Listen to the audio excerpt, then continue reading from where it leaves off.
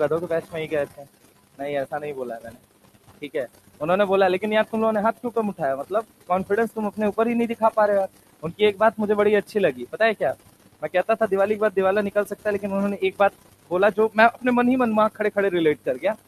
वो एक बात ऐसी थी कि देखो अभी तक तुमको 6 घंटा मेहनत करनी थी, बट अब जो है ना वो कहीं न कहीं तुम्हें 12 घंटा मेहनत करनी पड़ सकती है। और वो जो कर जाएगा 12, किसी को 18 करनी पड़ सकती है, वो जो कर जाएगा वो निकल जाएगा। तो अच्छी बात ये है कि एक रास्ता दिखाया। देखो क्या है ना कि एक एक्सपीरियंस आदमी की बात जरूर सुननी चाहिए। अब चूंकि उनको एक अच्छा अच्छा एक्सपीरियंस है भाई, मतलब एक एक्सपीरियंस इसलिए है क्योंकि they have produced all India rank 1 in AIIMS. Eliza Bansal 2018 की रैंक उन लोगों के बैच के स्टूडेंट की रही है, ठीक है। तो कहीं ना कहीं एक्सपीरियंसेस मैटर्स अलॉट, और एक्सपीरियंसेस से बहुत कुछ आप सीख सकते हैं। जैसे उन्होंने एक एग्जांपल दिया, आप लोगों को भी शायद दिया होगा, कि बड़ी छोटी सी जगह आपकी बिहार से ही, सीतामढ़ी से ही उठ के गए हैं वो, ठीक है। तो क्या होता है ना कि ये वो लोग हैं, ये कुछ जीते जाते एग्जाम्पल में अगर आप देखेंगे 4-5 फाउंडर ऐसे हैं एडटेक्स के अंदर आज की डेट में, जो कि बहुत ज्यादा मोटिवेटिंग है अपने आप में।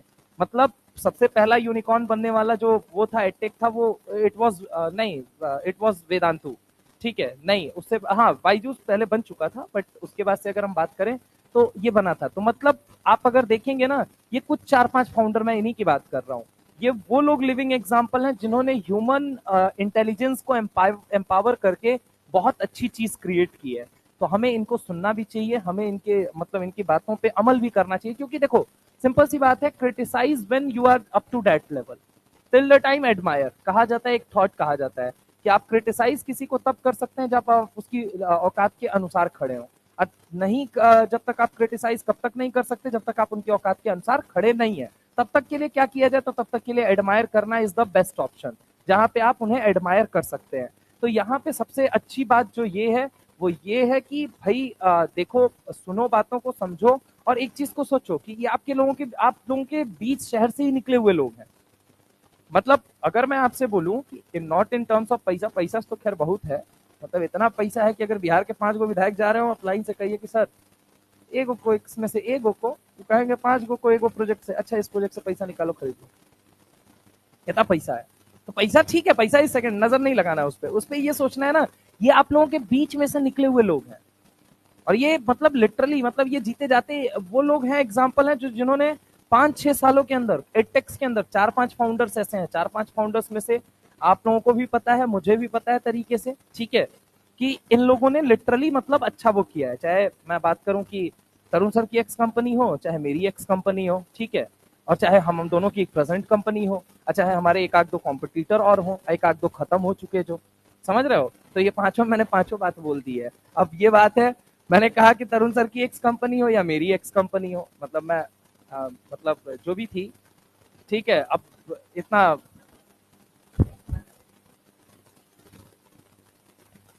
एनीवे अगर हम बात करते हैं कि हाँ, वो जैसे रही बात ये कि हाँ ये लोग मतलब बहुत जीते जाते एग्जाम्पल हैं। मतलब ऐसा नहीं है कि आज मैं उनका नमक खा के ही थोड़ी कहूंगा नमक हलाली करूंगा। यहाँ जैसे मतलब कि ऑब्वियस है यार, एक टाइम पे उनका नमक खाया मैंने, तो मैं कभी गलत नहीं कह सकता। इनफैक्ट किसी को गलत क्यों कहना, दे आर लेजेंडरी पीपल यार, they have created something, they have created such a thing जिसने ह्यूमन माइंड को, ह्यूमन इंटेलिजेंस को एम्पावर किया। मतलब उन्होंने एक बहुत बड़ा बदलाव लाके दिया, समय के अंदर लाके दिया। और ज्यादा नहीं, 5 गो फाउंडर खड़े होंगे इस लिस्ट में, इस लिस्ट में 5 ही फाउंडर खड़े होंगे। मैंने कहा ना, एक तरुण सर के एक्स वाले, एक हमारे एक्स वाले, एक हम दोनों के प्रेजेंट वाले, एक हमारे खत्म हो गए जो साहब, और एक हमारे वो साहब जो अभी कॉम्पिटिटर की रेस में है, जो नियर टू खत्म होने की कगार पे है। तो ठीक है, तो मतलब ऐसे मतलब बहुत सारी चीजें हैं। वैसे ऐसा बोलना नहीं चाहिए। एनीवे anyway, पता नहीं कब समय करवट ले ले। एनीवे आइए, फिर ऐसी ऐसी बातें मत करो यार क्लासरूम। देखो, सुनो, अरे बचे हुए हैं मतलब,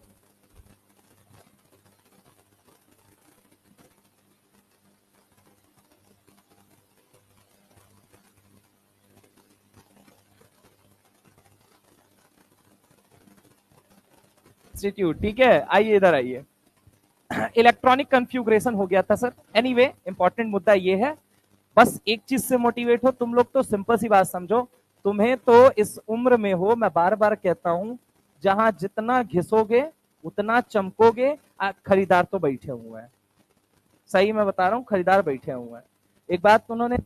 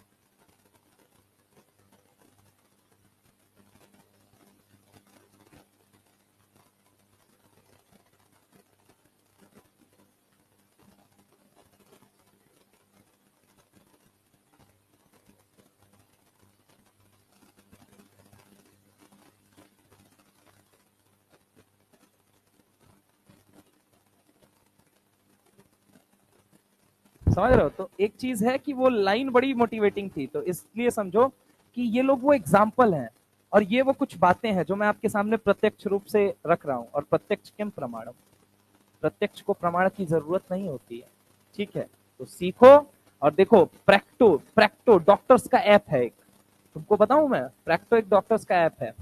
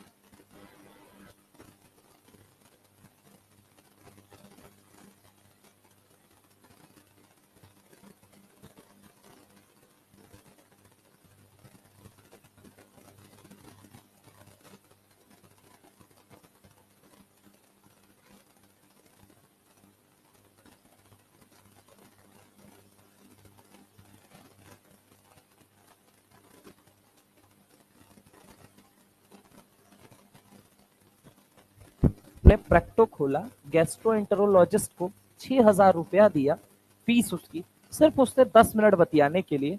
हमने उसको अपना लोकल एक रिपोर्ट भेजा जो मैंने वहां के एक फिजिशियन को दिखा के चेक कराया था। उसके बाद रिपोर्ट भेजने के बाद मैंने बोला बस इतना बताओ कि मुझे अपने पेरेंट्स के साथ मेदांता के अंदर दिखाने जाना है, जिस डॉक्टर को मैं दिखाऊंगा, क्योंकि वो जो डॉक्टर था वो हाईली सर्टिफाइड था, ठीक है। तो मैंने उससे ये पूछा, मैंने कहा बताओ मैं अपने पेरेंट्स के साथ मेदांता जा सकता हूँ या नहीं, अभी टालू मैं, ये बताइए। तो उसने पूरी रिपोर्ट जब देखी तो मैंने उसको पूरी कहानी बताई कि सर ऐसी ऐसी बात है, देखिए ये पूरी सिचुएशन है, मैं आपको बता देता हूँ, और अभी मुझे ये प्रॉब्लम हुई है, इसके पहले नहीं। तो उसने बोला कि नहीं, आपका बुखार जो है ना वो इंटरनल जा चुका है, वो केवल इंटरनल जाने की वजह से सर पे चढ़ गया है, इसकी वजह से आपको ऐसा प्रॉब्लम हो रहा है, बाकी आप जाके दिखा लीजिए, कोई दिक्कत नहीं। फिर मैंने कहा पापा चलिए चलते हैं, अभी चलते हैं। कौन से हॉस्पिटल जाते हैं यार, बाप तो बाप होता है ना, बाप से डर लगता है, ये सबको लगता है, चाहे कितना वो बड़े हो जाए, जब तक जीवित रहेंगे तब तक वो करेंगे।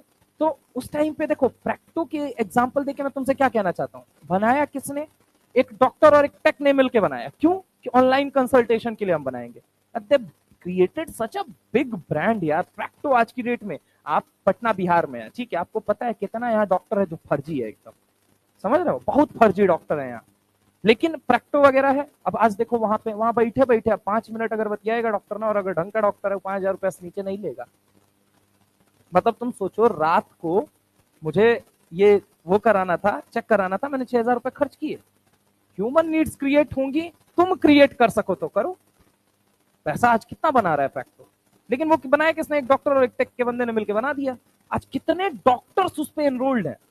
एडटेक किसने बनाया, कुछ फाउंडर्स ने मिलकर बनाया, इनिशिएट किया, एक नया प्लान लेके, एक नया विजन लेके। तो देखो, जब पढ़े लिखे रहोगे बहुत ज्यादा क्या होगा, बहुत क्लियर मैं बोलता हूँ, बहुत ज्यादा क्या होगा, सिलेक्शन नहीं होगा। यही होगा, यही अंतिम है। इससे आगे क्या है, इससे पहले या इससे बाद में क्या है, कुछ नहीं है।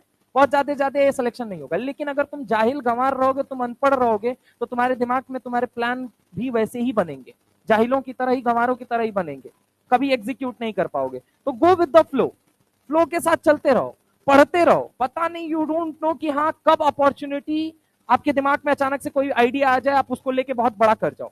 लेकिन वो कब होगा, जब तुम पढ़े लिखे रहोगे, जब तुम आगे जाने रहोगे चीजों को। पढ़ो इसलिए कि अपने अंधकार, अपने अंदर के अंधकार से बाहर निकलो। पढ़ो इसलिए नहीं कि नहीं मिला तो क्या, अरे नहीं मिला, नहीं मिला, कुछ नहीं, और कुछ होगा, कुछ बड़ा होगा, कुछ अच्छा होगा। जीवन सिर्फ वही थोड़ी चल रहा है। हाँ, लेकिन ये है कि वो थोड़ा सा आपको दिख रहा है कि वो थोड़ा मतलब ऐसा हो चुका है कि परमानेंट चीजें फिक्स हो चुकी हैं, आपके फेवर में अच्छी हो रही हैं। इसीलिए अगर रुका हुआ पानी भी जो होता है ना बेटा, सड़ जाता है। बेहतर है ये कि बहता हुआ पानी बनो। तो रुक जाओगे, आज निराश हो जाओगे। जैसे बहुत छोटा सा एग्जांपल देता हूं, नंबर नहीं आ रहे हैं सर, आप लोगों की सबसे बड़ी समस्या तो यही है, नंबर नहीं आ रहे हैं सर इसलिए पढ़ने का मन नहीं करता है। बेटा मैं तुझसे सिंपल एक बात पूछता हूँ, 1.5 लाख रुपए बीएचयू के एमबीबीएस की फीस है। अगर तेरे पास 1,40,000 रुपए है, 10,000 रुपया नहीं है, तू क्या करेगा, एडमिशन लेगा या नहीं लेगा, या फिर 10,000 रुपए अरेंज करके एडमिशन लेने की कोशिश करेगा? अरेंज करके कोशिश करेगा। तो नंबर नहीं आ रहे हैं इसलिए मेरे को पढ़ने का मन नहीं कर रहा है, is it the right answer? Number नहीं आ रहे हैं तो पढ़ाई कर, और भाई अल्टरनेटिव ये है कि सॉल्यूशन ढूंढ, चैलेंज के रूप में एक्सेप्ट कर। वही अभी एग्जांपल दिया था तुम लोगों को लाइब्रेरी वाला, नहीं दिया था? दो दोस्त गए, मान लीजिए आप दो दोस्त थे, मान लीजिए गए, बेहतर तरीके से रोज बतिया रहे हैं, एक दिन नहीं मुस्कुराया। एक चीज 10 चीजों को नेगेटिव कनेक्ट कर देती है। पढ़ोगे तो सौरभ द्विवेदी की एक बड़ी अच्छी लाइन लगी थी, पत्रकार है एक, उसने उसने उसने उसने बोला था ना, पढ़ोगे तो अपने भीतर के सन्नाटे से बाहर निकलोगे। और वो लाइन लिटरली बहुत इंस्पायरिंग थी कि अगर तुम पढ़ोगे तभी तो अपने अंदर के अंधकार से बाहर निकल पाओगे, अन्यथा तो उसी में डूबे रह जाओगे। पढ़ो इसलिए, पढ़ते रहो, कॉन्टिन्यूअस पढ़ते रहो। जब चीजें जानते रहोगे, अभी इसके बाद ग्रेजुएशन करोगे, नहीं एमबीबीएस करोगे, कोई ग्रेजुएशन करोगे, फिर पढ़ोगे। अभी लाइफ की जर्नी कम से कम 5 साल की, 5 साल में पता नहीं कोई प्लान हिट कर गया, आइडिया आ गया कि नहीं अब ये काम करूंगा और मैं अच्छे से कर ले जाऊंगा। उसी की तो तलाश में हमें जारी रखना है कॉन्टिन्यूअस। प्लान भी ये नहीं होना चाहिए कि मैं ये नहीं मिला तो ये डिग्री लूंगा। अबे डिग्री छोड़ भाई, डिग्री का जमाना नहीं है। फ्लो के साथ बह, गो विद द फ्लो। समझ रहे हो मेरी बात को? फ्लो के साथ बहते रहो, आइडिया कब आएगा यू डोंट नो। अगर ये सोचते रहोगे एक दिन अपॉर्चुनिटी आएगी, तो ऐसे ही ड्रॉपर में बैठे रहोगे। अब वो अपॉर्चुनिटी आती रहेगी और ड्रॉप पे ड्रॉप तुम्हारा निकलता रहेगा। समझ रहे हो? तो इसलिए बेहतर है कि प्लान बी भी लेके चलो। तो प्लान बी ये कोई डिसाइड मत करो, बस ये जानो कि मुझे अपने अंदर के अंधकार से बाहर निकलना है, और मुझे नहीं पता किसी दिन तो एक दिन प्लान हिट करेगा। और वो कौन सा दिन होगा यू डोंट नो, वो कोई फिक्स नहीं होता है किसी के जीवन में। वो एक्सपीरियंस के साथ आता है, एक्सपीरियंशियल लर्निंग इसे ही कहते हैं। एक होता है एक्सपेरिमेंटल लर्निंग, एक होता है एक्सपीरियंशियल लर्निंग, और इसी को कहते हैं एक्सपीरियंशियल लर्निंग। आप एक्सपेरिमेंटल लर्निंग से नहीं सक्सेस हो पाए, क्यों? क्योंकि मान लीजिए हो सकता है आपका इंटरेस्ट ना रहा हो सकता है कि आपसे ना हो पाया हो सकता है आप उसके अकॉर्डिंग ना प्लान कर पाए हो चीजों को। एनीवे, ठीक है, बहुत सारी चीजें होती हैं। तो अब एग्जाम्पल आप लोगों के सामने है, तो इसको देख के मोटिवेट होइए, इंस्पायर होइए, ठीक है? अब सिंपल सी बात है, जरूरी नहीं है कुछ लोग आईआईटीएन बन के इन्होंने अच्छा यूनिकॉर्न बनाया, कुछ बिना आईआईटी के ही यूनिकॉर्न बना गए। बनाने में क्या था? कुछ लोग 12वीं पास होके भी कहा जाता है यूनिकॉर्न बना गए। समझ रहे हो? और कुछ लोग ऑस्ट्रेलिया से पढ़ के भी आए, कुछ लोग आईएएस बन के भी यूनिकॉर्न ही बनाए। यही बोल लो तुम चाचा। समझ रहे हो? जैसे हमको नाम पता ही नहीं है यार, सबको नाम पता नहीं है, they are called cool dude. समझ रहे हो? नहीं, आपको पता भी नहीं है भाई उनको।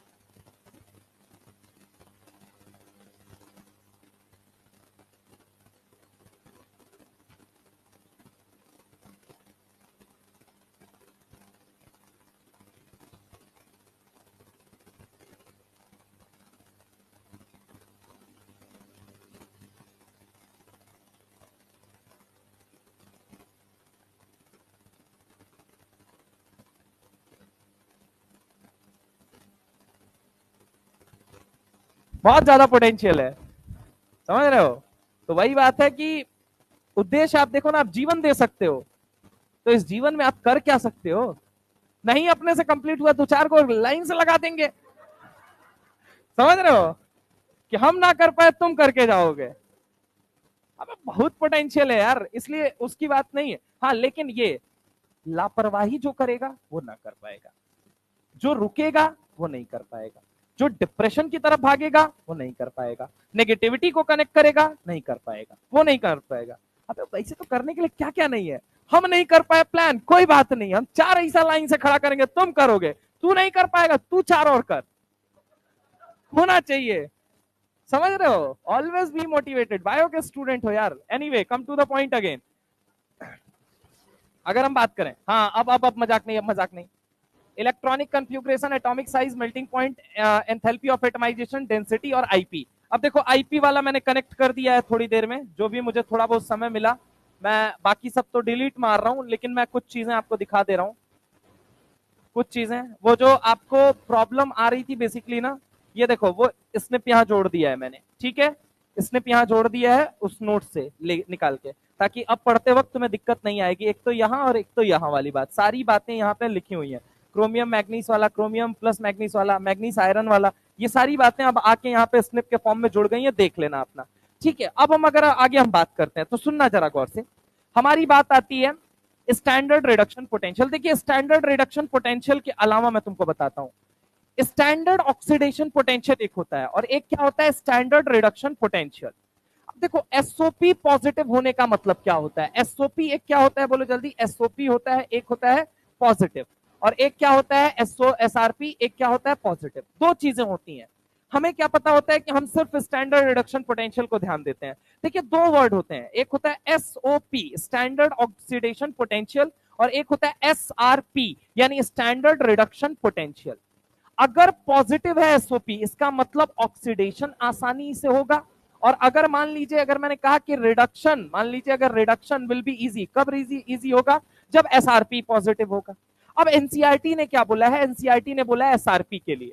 अब हो सकता है वो सवाल एसओपी के लिए भी बना ले। एसओपी के लिए कैसे बनाएगा मैं तुमको बता रहा हूं, दो तरीके से सोचना है। देखो एनसीईआरटी ने जब इलेक्ट्रोड पोटेंशियल की बात की है तो स्कैंडियम से लेके जिंक तक जब जाओगे तो M2 प्लस से M, ये इसका मतलब क्या हुआ, इसको पढ़ते कैसे हैं। तो इसका मतलब ये है कि M2 प्लस आयन है कोई और इससे क्या बनाना है आपको, M बनाना है। क्या बनाना है, M। तो बड़ी आसानी सुनना, अगर मान लीजिए एसआरपी की वैल्यू क्या दे रहा है, पॉजिटिव, एसआरपी की वैल्यू क्या दे रहा है, पॉजिटिव, इसका मतलब रिएक्शन होना चाह रहा है, रिएक्शन होना चाह रहा है। क्योंकि रिडक्शन का मतलब क्या होता है कि सामने वाले का इलेक्ट्रॉन खा लेना, और ऑक्सीडेशन का मतलब क्या होता है, ऑक्सीडेशन का मतलब क्या होता है, सामने वाले का इलेक्ट्रॉन खा लेना, और रिडक्शन का मतलब क्या होता है, सामने वाले का इलेक्ट्रॉन दे देना। पक्की बात है। अब देखिए अगर मैं तुमसे बात करता हूं standard reduction potential M2 plus से M प्लस में अगर हम जाते हैं तो कह रहा है कि इसके लिए नेगेटिव है, यानी कि अगर टाइटेनियम मान लीजिए 2 प्लस में है और इससे पूछा जाए क्या तुम टाइटेनियम बनोगे इलेक्ट्रॉन खा के, क्योंकि देखो दो पॉजिटिव है तो उसको दो इलेक्ट्रॉन खाना पड़ेगा, सिंपल सी बात है। तो अगर पूछा जाए क्या तुम खाओगे, कहता है नहीं खाऊंगा साहब।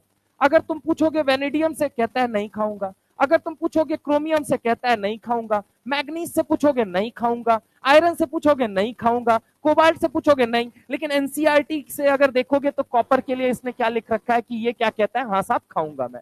यानी कॉपर 2 प्लस से अगर कॉपर बनाना चाहते हो तो क्या कॉपर बनेगा या नहीं बनेगा। तो अगर हम बात करें टाइटेनियम नहीं बनेगा, टाइटेनियम की अगर हम बात करें टाइटेनियम की, तो टाइटेनियम क्या कर देगा, मना कर देगा। टाइटेनियम क्या कर देगा, मना कर देगा। अगर मैं टाइटेनियम की जगह वेनेडियम से पूछूं तो वेनेडियम भी क्या कर देगा, बोलो जल्दी, मना कर देगा। वेनेडियम भी मना कर देगा। क्रोमियम से पूछूं तो क्रोमियम भी क्या कर देगा, मना कर देगा। कि क्रोमियम से अगर मैं पूछूं कि एक बात बताओ क्रोमियम भैया इलेक्ट्रॉन खाना चाहते हो, बोला नहीं खाऊंगा। लेकिन अगर तुम कॉपर से पूछोगे तो कॉपर क्या बोलेगा, यस मैं खाऊंगा। केस नंबर 1 में अगर मैं बात करूं तो कॉपर +2 से अगर ये कहोगे कि क्या तुम इलेक्ट्रॉन खाना चाहते हो और कॉपर बनना चाहते हो, तो बोलेगा हाँ साहब बनना चाहता हूं। पहली बात तो ये। अब दूसरी बात सुनना कि अगर हम बात करें M3 प्लस से M2 प्लस, इसका मतलब क्या हुआ। एनसीईआरटी कह रही है कि M3 प्लस में है कोई और उससे बोलो M+2 में जाना है, तो वो बोलेंगे कौन कौन हाँ बोलेगा, कौन कौन ना। तो देखो ना कौन कौन बोल रहा है, क्रोमियम तक सारे ना बोल रहे हैं, क्रोमियम तक सारे ना बोल रहे हैं। क्रोमियम के आगे जाओगे तो मैग्नीज भी हाँ बोलेगा, आयरन भी हाँ बोलेगा, कोबाल्ट भी हाँ बोलेगा, निकल भी हाँ बोलता है, इनफैक्ट अगर हम बात करें कॉपर भी हाँ बोलता है, और अगर हम तुमसे बात करें जिंक भी हाँ बोलता है। अगर आप बोलेंगे इन सब के लिए तो आप एक चीज समझिए, क्रोमियम तक नेगेटिव है और आगे जाने पर क्या है, बोलो जल्दी, पॉजिटिव। इन सब के लिए पॉजिटिव होता है, ठीक है, इन सब के लिए। क्यों? अब देखो केस क्या होता है, एमएन को, जैसे कि अगर मैं बात करूं एमएन के केस में, तो एमएन के केस में +3 है, +3 से उसको +2 बनाओगे तो ये क्या बन जाएगा, ये तुरंत जाना चाहेगा, बिल्कुल जाना चाहेगा। आयरन, जैसे कि आयरन +3 है, आयरन +3 से बोलोगे कि आयरन +2 बन जाओ तो बिल्कुल बोलेगा, बिल्कुल बनूंगा। अच्छा एक बात बताओ, अगर मैं बोलूं निक्कल से अगर हम बात करें, निक्कल +3 से बोलोगे कि एक काम करो निक्कल क्या बन जाओ तुम, +2 बन जाओ, कहता है ठीक है साहब बनूंगा मैं। यानी कि अगर हम बात करें एमएन के लिए भी पॉजिटिव होता है, आयरन के लिए भी पॉजिटिव होता है, कोबाल्ट के लिए भी पॉजिटिव होता है, ये तीनों बनना चाहते हैं। और अगर हम उधर बात करें कि M2+ से M0 बनना है, मतलब +2 सर पे था पहले, इलेक्ट्रॉन खा के 0 बनना था, उसमें सिर्फ कौन हामी भरेगा, कॉपर, कॉपर के अलावा कोई नहीं भरता है हामी। तो याद रखिएगा, अगर मैं बात करता हूं एसआरपी पॉजिटिव होने का मतलब क्या हो गया, standard reduction potential. Standard reduction potential simple सी बात है, अगर हम बोले कि कॉपर भैया क्या +2 से तुम इलेक्ट्रॉन खा के जाना चाहते हो कॉपर में, कहेगा हाँ। बाकी और किसी से बोलोगे तो सिंपल एनसीईआरटी कहती है कि नहीं, और ये हम अपने मन से नहीं निकाल सकते हैं, ये एक्चुअल में क्या होता है, इलेक्ट्रोलाइसिस के दौरान डेटा नोट किया जाता है, एक्सपेरिमेंटली नोट किया जाता है। तो जब एक्सपेरिमेंटली देखा गया सारे आयंस को डाल डाल के, तो पता चला कॉपर बस हाँ बोल रहा था, बाकी सब क्या बोल रहे थे, ना बोल रहे थे। लेकिन जब +3 से +2 जाने की बारी आई तो इसमें क्या हुआ, क्रोमियम तक सब ना बोल रहे थे, अब क्रोमियम के आगे जाने पे सब क्या बोलने लगे, हाँ बोलने लगे। अब सवाल आया कि क्रोमियम ही क्यों, क्रोमियम की अगर हम बात करें और क्रोमियम से आगे जाने पे ऐसा क्यों हुआ। दरअसल मैं तुमसे बात करूं, लेफ्ट टू राइट जाओगे तो मेटेलिक नेचर कम होता है और नॉन मेटेलिक नेचर क्या करता है, बढ़ता है, बढ़ता है या नहीं बढ़ता है। तो एक पॉसिबल रीजन हम ये कह सकते हैं कि जब क्रोमियम छोड़ो, स्कैंडियम के नीचे अगर हम बात करें, स्कैंडियम से जिंक तक जा रहे हो, तो लेफ्ट टू राइट जाने पे मेटेलिक नेचर क्या होता जा रहा है, कम, नॉन मेटेलिक नेचर बढ़ता जा रहा है, इसीलिए थोड़े टाइम बाद ये पॉजिटिव वैल्यू बढ़ती चली गई। अब बात आती है क्रोमियम के लिए फिर क्यों नेगेटिव हुआ, क्योंकि क्रोमियम को पता है कि अगर वो +3 में है तो उसके पास कंफ्यूग्रेशन कौन सा है, T2G3 और EG0 है, तो क्रोमियम नहीं जाना चाहेगा। समझ लो, बाकी आगे सब जाना चाहेंगे, सब जाना चाहेंगे। याद रखना, जनरली क्या होता है, हम याद रखते हैं सिर्फ मैग्नीज को, लेकिन बेटा मैं बता दूं एनसीईआरटी ने क्लियर बोला है मैग्नीज भी जाना चाहेगा, आयरन भी जाना चाहेगा। अब इस बार नीट का एक सवाल बता देता हूं। नीट का सवाल क्या आया, जो स्कैम वाला नीट हुआ था उसमें आया था ये सवाल। क्या सवाल आया था कि भैया अगर मान लीजिए मैं Fe को किसके साथ ट्रीट कराऊं, HCl के साथ, ठीक है, किसके साथ ट्रीट कराऊं, HCl। तो Fe को HCl के साथ जब मैं ट्रीट कराऊंगा तो Fe क्या करेगा, बोलो जल्दी, 2 इलेक्ट्रॉन देगा, 2 इलेक्ट्रॉन देगा, तो इलेक्ट्रॉन कौन खाएगा इसका, 2 इलेक्ट्रॉन कौन खाएगा, ऑब्वियस है 2H+, ये H+ है, यही भिखारी है, इसी को इलेक्ट्रॉन की जरूरत है, इसके पास तो इलेक्ट्रॉन ऑलरेडी है। तो यहाँ पे ये क्या बन जाएगा, यहाँ पे ये बन जाता है Fe, 2 हाइड्रोजन जो रहेंगे 2 इलेक्ट्रॉन खा के, एक हाइड्रोजन 1 इलेक्ट्रॉन, दूसरा हाइड्रोजन दूसरा इलेक्ट्रॉन, दोनों के सर पे क्या है, फ्री रेडिकल। तो ये क्या बन के उड़ जाएंगे, बताना जरा, H2 बन के उड़ जाएंगे। अब यहाँ पे अगर मैं बात करूं ये क्या बनाएगा, तो FeCl2 बनाएगा, ठीक है। अब सवाल कुछ लोगों का आता है कि सर Fe तो +3 में भी स्टेबल है, तो वो FeCl3 क्यों नहीं बना सकता, बना सकता है भाई, ऐसा नहीं है कि नहीं बना सकता है। FeCl2 और FeCl3 तीनों सब बनते हैं, लेकिन प्रॉब्लम क्या होती है कि जैसे ही Fe+3 बनता है, Fe+3 बनता है, इस बार नीट का यही सवाल था कि Fe और HCl को जब हम ट्रीट करेंगे तो क्या बनेगा, फेरस क्लोराइड बनेगा, फेरिक क्लोराइड बनेगा, या फिर FeCl बनेगा, या फिर एक और ऑप्शन दे दिया था कि बताइए इनमें से क्या बनेगा। तो अब जरा गौर से सुनना, Fe+3 में है, अब हमको पता है H2 कैसा गैस है, तो रिड्यूसिंग गैस होता है, H2 एक कैसा गैस होता है, रिड्यूसिंग। अब रिड्यूसिंग गैस होता है तो ये क्या करता है, Fe+3 को वापस किस में कन्वर्ट मार देता है, Fe+2। अच्छा, अब ये एसआरपी में देखोगे तो एसआरपी में ये बात तो सिद्ध हो चुकी है, प्रूव हो चुकी है कि M+3 आयन से M+2 आयन बनाना चाहोगे तो आयरन कभी तुमको मना करेगा या नहीं मना करेगा, तो जवाब है नहीं मना करेगा। तो इसीलिए जो प्रोडक्ट ऑप्टेन होता है वो ऑप्टेन कौन सा होता है, FeCl2 ऑप्टेन होता है, FeCl3 नहीं देखने को मिलता। फेरस क्लोराइड आने के पीछे एक बहुत बड़ा रीजन है, ये बहुत बड़ा एग्जाम्पल भी है, किसका एग्जाम्पल है, एसआरपी का है। इस बार नीट के अंदर ये क्वेश्चन आया हुआ था एग्जाम में आया क्वेश्चन कि FeCl3 क्यों नहीं बन रहा है। दरअसल बनता है Fe+3, लेकिन Fe+3 से +2 जाने की टेंडेंसी होती है या नहीं होती है? तो होती है। ये बात कहां लिखी हुई है? एनसीईआरटी डी ब्लॉक उसके अंदर लिखी हुई है। कहां लिखी हुई है? तो अगर आप देखेंगे इस डेटा के अंदर लिखी हुई है, लिखी हुई है। और यही सवाल अभी आगे आएगा भी, मैं तुमको बता भी दे रहा हूं। एक बार उसमें भी एग्जाम्पल और इंटेक्स्ट में भी ये सवाल डाल रखा है कि आखिर FeCl3 बन सकता था, क्योंकि वो तो +3 भी बनना चाहेगा और +2 भी बनना चाहेगा। तो +3 की स्टेट में ऐसा क्या हुआ? +3 की स्टेट में H2 एक रिड्यूसिंग की एजेंट की तरह, रिड्यूसिंग गैस की तरह काम करता है, और वो उसको इलेक्ट्रॉन देके किस में रिड्यूस कर देता है? Fe+2 में। इसीलिए फेरस क्लोराइड ऑब्टेन होता है। क्या ऑब्टेन होता है? Ferrous chloride. तो एसआरपी में लिखोगे, एसआरपी में लिखोगे, एसआरपी में, हाँ, स्टैंडर्ड रिडक्शन पोटेंशियल में लिखोगे, स्टैंडर्ड रिडक्शन पोटेंशियल के अंदर ये बात लिखेंगे आप लोग, standard reduction potential.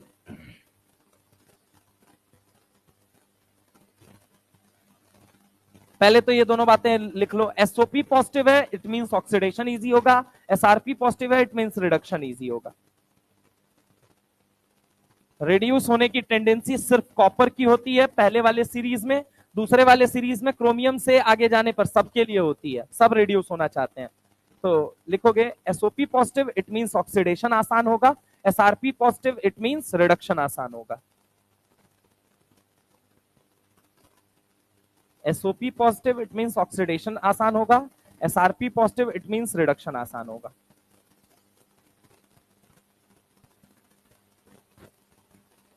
SOP positive, it means oxidation आसान। SRP positive, it means reduction आसान। अब दो केसेस बनेंगे कि +2 से 0 वाला, और एक बनेगा +3 से +2 वाला। दो केसेस बनेंगे, +2 से 0 वाला एंड +3 से +2 वाला। तो पहले लिखो +2 से 0, +2 से 0, +2 से 0, ये भी तो क्या हो रहा है? रिड्यूस हो रहा है। तो +2 से 0 में जाने की टेंडेंसी, +2 में 0 से, सॉरी, +2 में, +2,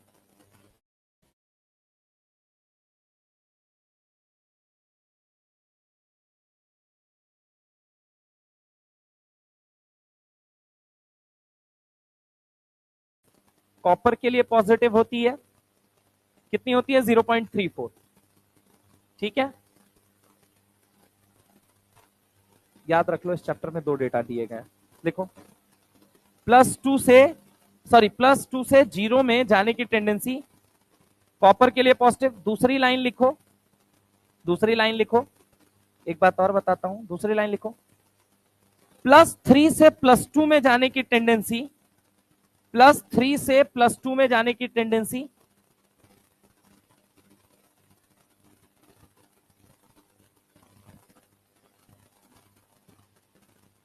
मन से बनी कॉफी में होती है। मन कॉफी, या कॉफी मन, कुछ भी याद रख लो, या कॉफी मग याद रख लो। ठीक है, ठीक है, तीनों के लिए। बाकी इनके लिए भी होती है, ये जानकारी के लिए मैंने बता दिया है। अदरवाइज जो डेटा दिया गया सिर्फ उनको हमें याद रखना है। तो कॉफी मन में होती है, कॉफी मन में होती है या कॉफी मग में होती है, दोनों के लिए।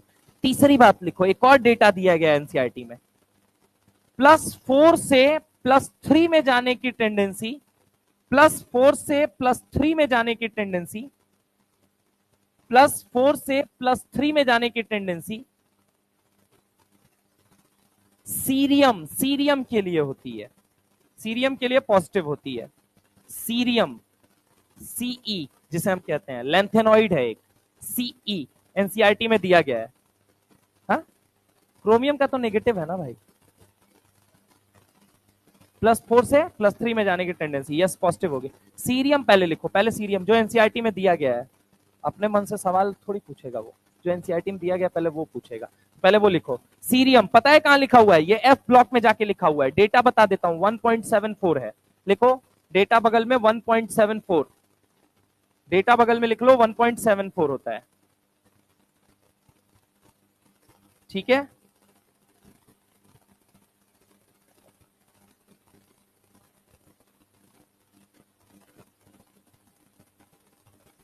+4 से +3, ये तो हो गया स्टैंडर्ड रिडक्शन पोटेंशियल। अब आ जाओ स्टैंडर्ड ऑक्सीडेशन पोटेंशियल में। अगर मैं तुमसे बात करता हूं तो स्टैंडर्ड ऑक्सीडेशन पोटेंशियल में अब देखो यहां पे अगर हम बात करें, ये पूछ लेता है मान लीजिए क्रोमियम के लिए, मैग्नीज के लिए, आयरन के लिए, किसी के लिए भी पूछ सकता है। ये तो हो गया standard reduction potential. Standard oxidation potential में क्या होता है, जनरली लेंथेनॉइड +3 में रहना चाहते हैं। तो +3 में रहना चाहते हैं, तो जैसे यूरोपियम हुआ, यूरोपियम कितने में है, +2 में है। अब +2 से वो कहां जाना चाहेगा, +3 में, यानी वो क्या हो गया, स्टैंडर्ड ऑक्सीडेशन पोटेंशियल। समझ रहे हो, वो भी बात आएगी। तो जस्ट इसके नीचे स्टैंडर्ड रिडक्शन पोटेंशियल के नीचे ही एक बात और लिखोगे। एक बात और लिखने से पहले पहले ये लिखो, तो ये बात लिखो, लिखो जब Fe और HCl रिएक्ट करते हैं, जब Fe और HCl रिएक्ट करते हैं, जब Fe और HCl रिएक्ट करते हैं, जब Fe और HCl रिएक्ट करते हैं, तो ऐसा नहीं है कि फेरिक क्लोराइड, तो ऐसा नहीं है कि फेरिक क्लोराइड, तो ऐसा नहीं है कि फेरिक क्लोराइड, तो ऐसा नहीं है कि फेरिक क्लोराइड, तो ऐसा नहीं है कि फेरिक क्लोराइड, तो ऐसा नहीं है कि फेरिक क्लोराइड नहीं बनता, तो ऐसा नहीं है कि फेरिक क्लोराइड नहीं बनता। ब्रैकेट में लिख लोगे FeCl3, FeCl3। लेकिन लेकिन लेकिन हाँ, लेकिन उस रिएक्शन के दौरान H2 भी बनता है, उस रिएक्शन के दौरान H2 भी बनता है, उस रिएक्शन के दौरान H2 भी बनता है, उस रिएक्शन के दौरान H2 भी बनता है, जिसकी वजह से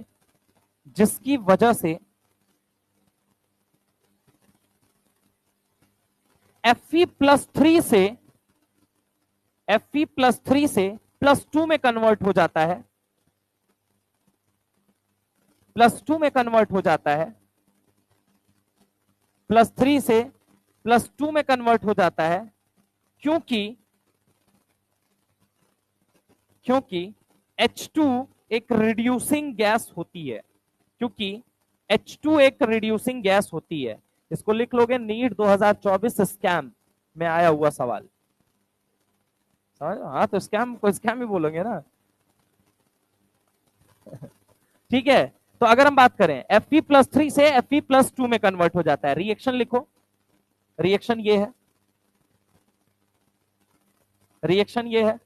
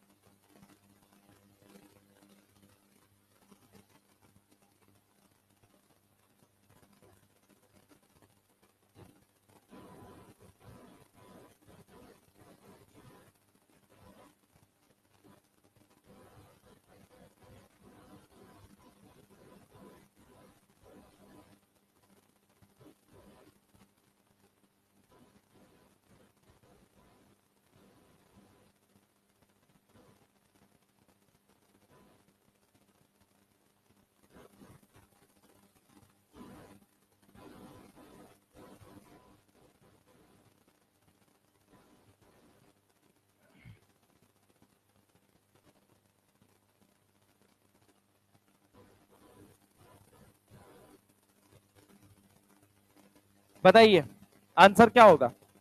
SOP will be positive for कौन सा, क्रोमियम, पहली चीज। और यूरोपियम क्या है, एक लेंथेनॉइड है। खैर अभी नहीं चिपकाते हैं लेंथेनॉइड, वरना तुम हाथ पांव तुम्हारे फूल जाएंगे। यहाँ पे मैं क्या कर देता हूं, Mn+2। अब ऑक्सीडेशन किसका आसान होगा, ये मुझे बताइए, ऑक्सीडेशन किसका आसान होगा। Cu+2 से +3 बनना चाहता है, जवाब है नहीं बनना चाहता। क्रोमियम +2 से +3 बनना चाहता है, यस बनना चाहता है। क्यों बनना चाहता है, क्योंकि ये क्या गेन करेगा, बोलो जल्दी। Cr+3 क्या गेन करेगा, T2G3 Eg0 कन्फ्यूग्रेशन। क्या गेन करेगा, T2G3 Eg0 कन्फ्यूग्रेशन। क्या ये बात समझ में आई, तो ये बात आप याद रखेंगे, ठीक है। चलिए आगे अगर हम बात करते हैं आपसे, तो ये वाला पहला सवाल इसको भी नोट कर लीजिए कॉपी के अंदर। SRP नहीं दिया है, SOP दिया है, चेंज कर दिया मैंने सवाल। एसओपी बोले तो स्टैंडर्ड ऑक्सीडेशन पोटेंशियल। इनमें से कौन ऑक्सीडाइज होना चाहता है? Cu+2 से +3 जाना चाहता है? नहीं भैया, वो +2 से 0 आना चाहता है। अगर हम बात करें Mn+2 से +3 जाना, नहीं, वो ऑलरेडी स्टेबल है। क्यों? क्योंकि उसके पास क्या है? D5। C+4 से कहां आना चाहता है? +3 में। That is something what? SRP। SRP बोले तो स्टैंडर्ड रिडक्शन पोटेंशियल। समझ रहे हो? वो इलेक्ट्रॉन तुरंत खाएगा, वो इलेक्ट्रॉन देगा नहीं, +4 से +5 नहीं जाना चाहेगा, तो एसओपी लिखा है, इसीलिए सवाल में खेल जाएगा वो। एसआरपी एसआरपी दे रहा है, एसओपी लिख दिया, तो बस वहीं फैल जाओगे। स्टैंडर्ड ऑक्सीडेशन पोटेंशियल, ठीक है, स्टैंडर्ड ऑक्सीडेशन पोटेंशियल।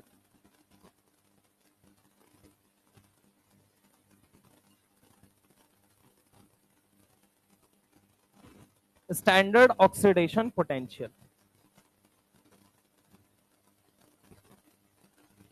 चलो नोट कर लो। एक और सवाल लिखो, which among the following, which among the following,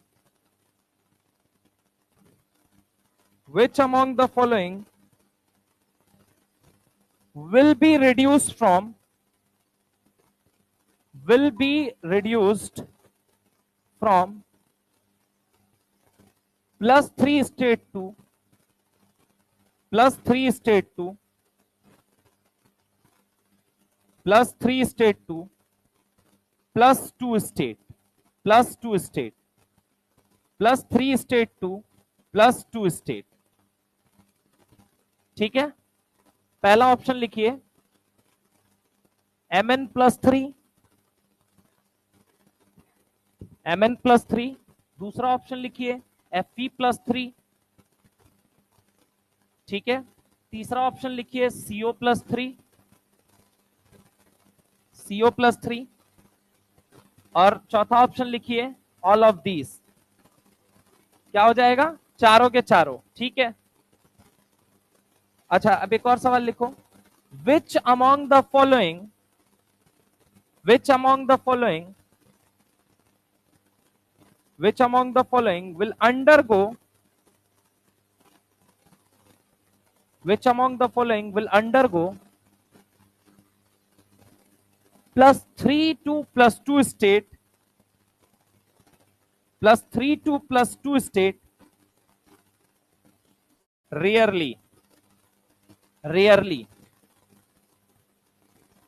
पहला ऑप्शन टाइटेनियम+3, दूसरा ऑप्शन वेनेडियम+3, तीसरा ऑप्शन क्रोमियम+3,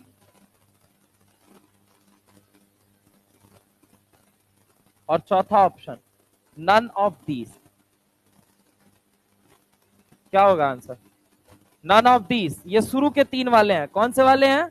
शुरू के 3 वाले। इन तीनों में से सब मना करेंगे, चाहे टाइटेनियम+3 ले लो, चाहे वेनेडियम+3 ले लो, चाहे क्रोमियम+3 ले लो, और बाद के तीनों सब हाँ बोलेंगे। समझ रहे हो मेरी बात को? शुरू के तीनों वाले सब मना कर रहे हैं और बाद के तीनों वाले सब हाँ बोल रहे हैं। अब अगर हम आपसे बात करते हैं तो जरा गौर से मेरी बात को सुनिएगा। एसआरपी में दिया हुआ है, देखो क्या दिया हुआ है, the E0 value of M2+2M value for copper is positive. कितना है? 0.34। आपको पता है। What is the possible reason for this? Hint, considered its high delta hydration and low hydration and high enthalpy of atomisation. ठीक है, दो बातें लिखी हुई है। क्या लिखा हुआ है? एक तो लिखा हुआ है कि एंथैल्पी ऑफ एटमाइजेशन, और एक क्या लिखा हुआ है? लो डेल्टा हाइड्रेशन।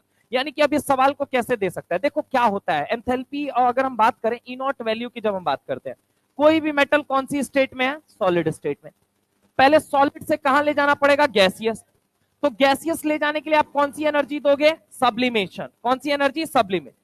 अब सुनना जरा गौर से, अब मेटल गैसियस बन गया। अब गैसियस बनाने से तो काम चलेगा नहीं, उसको तो आयन बनाना है। तो अब पहले सॉलिड से गैसियस क्यों ले आए? क्योंकि अगर गैसियस नहीं बनाऊंगा, आइसोलेटेड गैसियस एटम नहीं बनेगा, तो मैं इलेक्ट्रॉन कैसे निकाल पाऊंगा? हाँ या ना? तो अगर सिंपल सी मैं बात करूं, ये गैसियस था, गैसियस में जैसे ही हमने आयनाइजेशन एनर्जी दी, तो ये इलेक्ट्रॉन अपना क्या कर देगा? लीव कर देगा। जैसे ही इलेक्ट्रॉन लीव करेगा, यहां पे आप मुझे सोच के बताइएगा, ये क्या बन गया? M+ gaseous. अब सुनना जरा गौर से, Cu2 की बात कर रहा है, मतलब एक बार और इलेक्ट्रॉन निकालो, तो ये क्या बन जाएगा? M+2 aqueous. अब एक्वस मीडियम के अंदर M+2 जो होता है ये बहुत ज्यादा स्टेबल होता है, क्योंकि इसका हाइड्रेशन कैसा होता है, बोलो जल्दी, हाई हाइड्रेशन। क्या होता है, बोलो जल्दी, हाई हाइड्रेशन। और अब सवाल क्या दे रहा है, the E naught value of M2+2 M+, value is positive, is copper is positive, delta कितना दे रखा है, +0.34।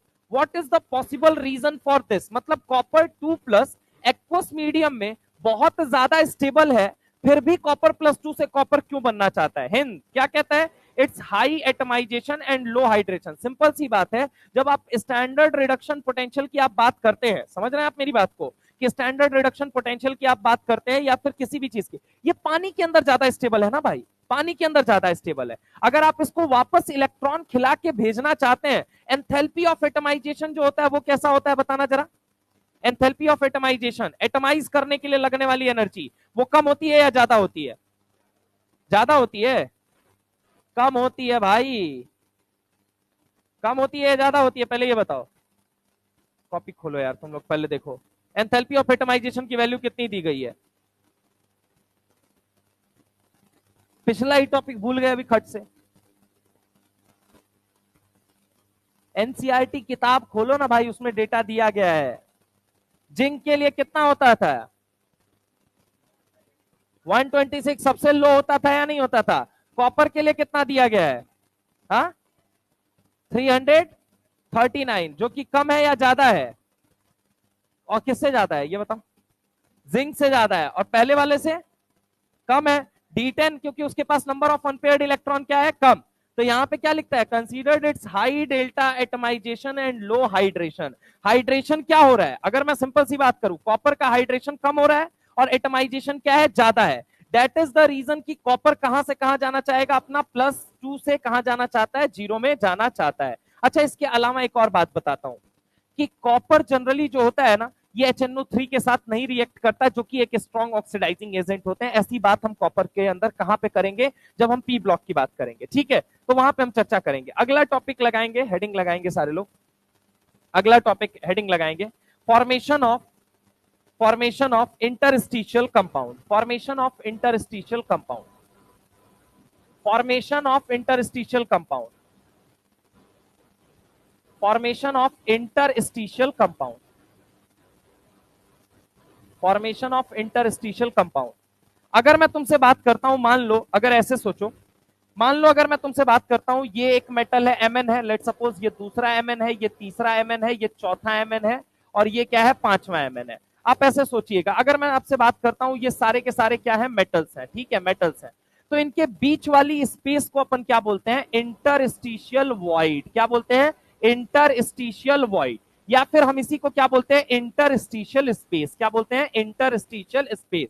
अब क्या होता है कि मेटल्स की साइज जनरली बड़ी होती है। क्यों बड़ी होती है, ये पीरियोडिक टेबल बताता है कि लेफ्ट हैंड साइड पे जनरली मेटल पाया जाता है, राइट हैंड साइड पे नॉन मेटल पाया जाता है। लेफ्ट टू राइट जाओगे तो साइज घटता पाओगे, तो मेटल्स बड़े होते हैं और नॉन मेटल्स कौन होते हैं, छोटे होते हैं।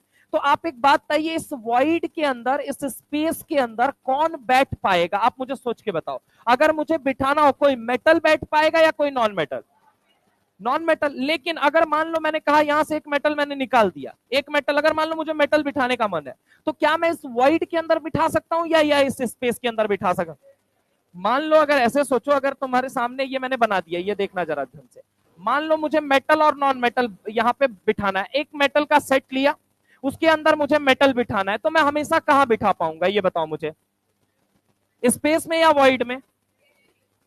किसमें, स्पेस में बोले तो इसमें बिठा पाऊंगा, ये वॉइड है, ये वॉइड है, ठीक है, वॉइड बोले तो स्पेस, टेक्निकली वॉइड बोलते हैं इसको। तो एक बात बताइए, अगर मुझे मेटल बिठाना है तो कभी मैं यहां बिठा सकता हूं।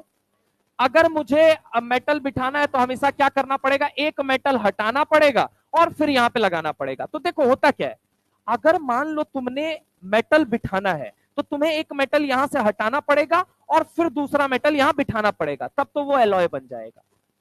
लेकिन अगर मान लो तुमने एक मेटल का सेट लिया और इसमें नॉन मेटल फिट कर दिया, तो कहां फिट कर पाओगे, जो छोटी जगह है, तो उसको हम बोलेंगे इंटरस्टिशियल कंपाउंड। मतलब अलॉय और इंटरस्टिशियल कंपाउंड में सिर्फ इतना अंतर है, सुनना, एक होता है अलॉय, ठीक है, इसीलिए मैंने दोनों को एक साथ लिखा है, एक कौन सा होता है अलॉय और एक कौन सा होता है इंटरस्टिशियल कंपाउंड। अब इंटरस्टिशियल कंपाउंड क्या है, एक मेटल का आपने सेट लिया, इसके अंदर ये जो खाली जगह है, यहां पे आप किसको हमेशा बिठा सकते हो? सर ये जगह बहुत छोटी है, और साइज किसकी छोटी होती है? Non metal. तो अगर मैं यहाँ पे यहाँ नॉन मेटल डाल देता हूं तो ये क्या कहा जाएगा? Interstitial compound. लेकिन सर मान लीजिए मेरा मन करता है कि मैं यहाँ से मेटल कोई और चेंज करना चाहता हूँ, एक और मेटल लाके यहाँ पे मेटल एटम रखना चाहता हूँ, तो मुझे कोई किसे हटाना पड़ेगा? सर एक मेटल को हटाओ और फिर दूसरे मेटल लगाओ। अरे हाँ ना बोलो भाई, सिंपल सी बात है। अगर मुझे यहाँ पे नॉन मेटल बिठाना है तो सर वॉइड के अंदर बिठा दीजिए, वॉइड में खाली जगह है, बिठा दीजिए, कोई दिक्कत वाली बात नहीं है। मैंने कहा कि अगर लेट सपोज दैट मुझे नॉन मेटल ना बिठाने का मन करे, मेटल बिठाने का मन करे, तो क्या करना पड़ेगा? सर आप एक काम करिए, मेटल हटाइए और यहाँ पे दूसरा मेटल लगाइए। तो अगर मेटल हटा के दूसरा मेटल बिठा दिया तो वो एलॉय कहा जाता है। और अगर इसके खाली जगह में नॉन मेटल को बिठा दिया तो उसे हम क्या बोलते हैं? Interstitial compound. एक कॉपी में दोनों एक ही साइड लिखोगे ताकि ये दोनों कंपेरेबल होते हैं। तो लिखो फॉर्मेशन ऑफ इंटरस्टिशियल कंपाउंड, और एक साइड लिख लेना इंटरस्टिशियल कंपाउंड, दूसरी साइड लिख लेना एलॉय। एक साइड लिख देना इंटरस्टिशियल कंपाउंड, ठीक है, एक जगह रख देना इंटरस्टिशियल कंपाउंड और एक साइड लिख देना क्या? एलॉय। यहां पे आजू में क्या लिख देना? इंटरस्टिशियल कंपाउंड और बाजू में क्या लिख देना? अलॉय। इंटरस्टिशियल कंपाउंड और बाजू में क्या लिख देना? अलॉय।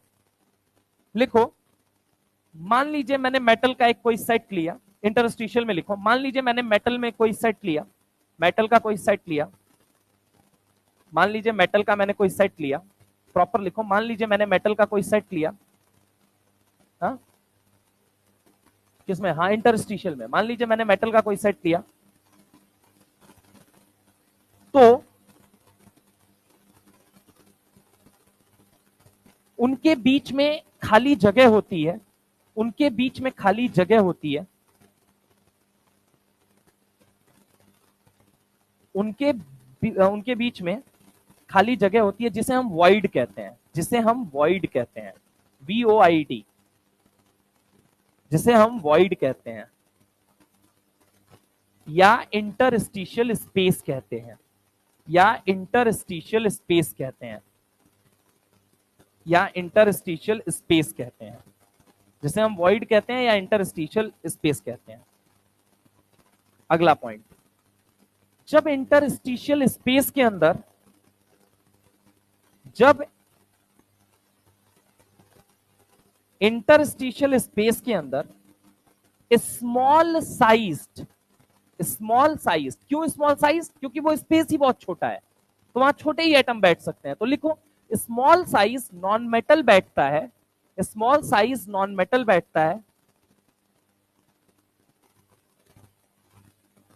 जब स्मॉल साइज स्पेस के अंदर नॉन मेटल बैठता है तो बनने वाले कंपाउंड को हम कहते हैं इंटरस्टिशियल कंपाउंड। तब बनने वाले कंपाउंड को हम कहते हैं इंटरस्टिशियल कंपाउंड।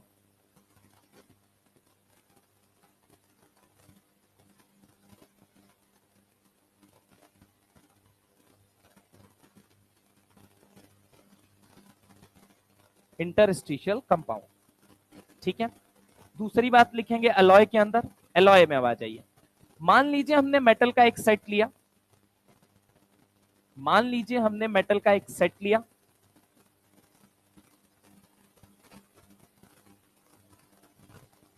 जिसमें एक या दो मेटल एटम को हटा के, एक या दो मेटल एटम को हटा के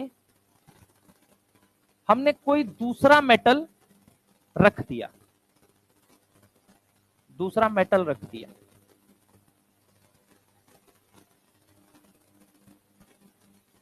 एक या दो मेटल को हटा के दूसरा मेटल रख दिया, जिसकी साइज लगभग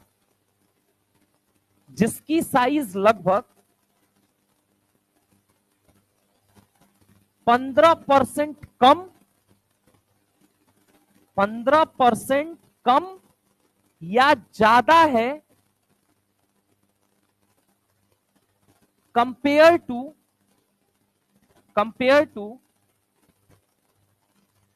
इनिशियल मतलब शुरुआत में जो तुमने मेटल का सेट लिया था, compare to initial set of metal compare to initial set of metal. ठीक है, जो मान लीजिए आपने जो शुरू में कहा था, मान लीजिए हमने मेटल आयन का एक सेट लिया, मान लीजिए ये सेट लिया, अब आपने नॉन मेटल घुसाना है तो आपने स्मॉल साइज में घुटा देंगे। अब आपको एक काम समझिए कि अगर आपको मेटल दूसरा जोड़ने का मन कर रहा है तो आप क्या करेंगे, एक मेटल को हटाएंगे, दूसरे को लगा देंगे, सिंपल सी बात है। तब एलॉय बनता है, तब एलॉय बनता है, तब एलॉय बनता है, तब एलॉय बनता है। ठीक है, लिखो, हो एलॉय को, अगला पॉइंट, एलॉय को, हाँ, अलॉय को होमोजीनियस सॉलिड सॉल्यूशन कहते हैं, होमोजीनियस सॉलिड सॉल्यूशन।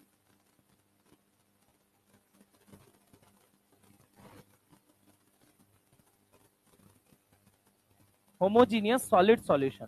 लेकिन लेकिन लेकिन सॉलिड सॉल्यूशन, लेकिन लेकिन amalgam, amalgam, amalgam is a semi solid alloy, is a semi solid alloy, semi solid alloy। ठीक है, अगला पॉइंट लिखो, ट्रांजी, हाँ उसी में अगला पॉइंट, ट्रांजी